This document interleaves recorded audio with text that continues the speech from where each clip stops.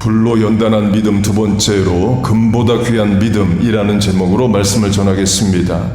이 본문에 믿음이 확실해진다, 헬라어로 하면 genuine, 진짜가 되는 방법으로 불의 연단, 불같은 시련을 말합니다.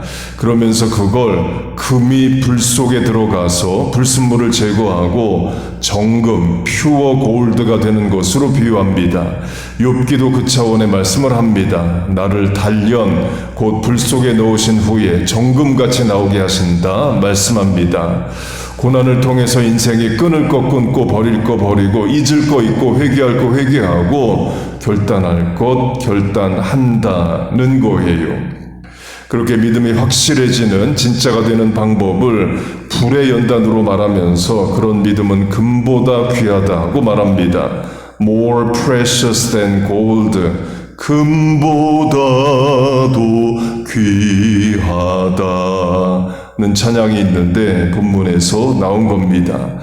본문에 귀하다로 번역된 헬라어가 신약 성경에서 처음 쓰이는 장면은 마태복음 13장으로 예수님의 천국 비유입니다. 천국은 마치 밭에 감추인 보화와 같은 이로 보화를 말씀하셔요. 그리고 이어서 진주를 말씀하십니다. 천국은 마치 좋은 진주를 구하는 장사와 같으니 할 때 좋은 이 본문의 귀하다와 같은 단어입니다. Pearl of great value입니다. 성경시대의 금과 더불어 대표적 보화가 진주입니다.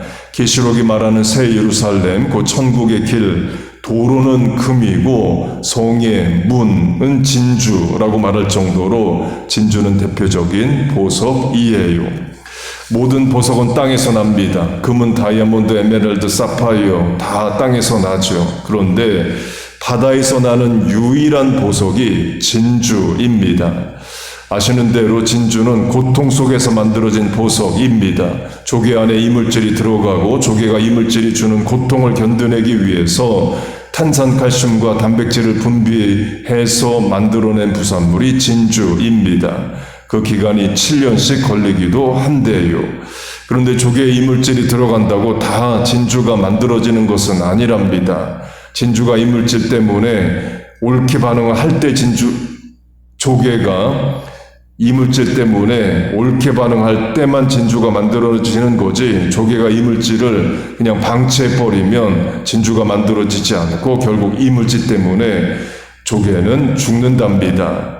곧 고난을 통해서 만들어진 유일한 보석이며 바다에서 나는 유일한 보석이 진주이에요. 금이나 은과는 또 다른 의미의 귀한 보석입니다. 그래서 부모들이 딸을 낳고 진주라는 이름을 붙여주기도 합니다. 한국에 김진주, 박진주 있고 스페인과 남미의 이름으로 베를라, P-R-L-A, 진주 이름이 있고 영어 이름 Pearl, P-A-R-L이 있습니다. 전술한 대로 계시록이 증거하는 천성의 도로, 길바닥은 금입니다. 그리고 성에 12개의 문이 있는데 전부 다 진주이에요. 금으로 된 문 하나, 은으로 된 문 하나, 루비로 된 문 하나가 아니라 12개 모두 진주입니다. 진주가 고통을 통해서 인내해서 만들어진 보석이다. 본문에 확실한 믿음으로 적용하면 천국문에 들어갈 수 있는 믿음은 진주 같은 믿음이라고 할 수 있습니다. 고난을 통과한 믿음, 신앙의 소유자가 천국문을 통과할 수 있다가 됩니다. 본문의 배경인 1세기 로마 시대의 핍박으로 하면 환난과 핍박 중에서 믿음 지킨 자가 천국문을 통과한다 이에요. 십자가와 부활로 하면 십자가의 고난을 통과해야 부활의 영광이 있다입니다. 인간은 본성은 좋기만 하고 형통하기만 하면 신앙이 나태해지고 게을러집니다. 어제 수요 예배 때 강조한 아마샤 왕으로 하면 하나님이 전쟁에 승리를 주시자 그때부터 우상 숭배자가 됩니다. 그래서 하나님의 판단과 통제하에 인생의 고난을 당합니다. 그래서 금보다 귀한 믿음이 되고 진주 같은 믿음이 되는 게 복인 거예요. 그게 고난을 주시는 하나님의 뜻입니다. 그렇게 계시록의 천국을 상징하는 새 예루살렘 성의 문이 12개인데 전부 다 진주입니다. 계시록은 새 예루살렘 성의 크기를 말해줍니다. 가로, 세로 높이가 같은 정육면체입니다. 주사위 모양이에요. 성경의 정육면체 모양이 두 개입니다. 지성소가 정육면체이고 계시록의 새 예루살렘 성이 정육면체입니다. 지성소는 하나님의 임재를 말합니다. 새 예루살렘이 정육면체라는 것은 성 자체가 하나님의 임재 공간이라는 겁니다.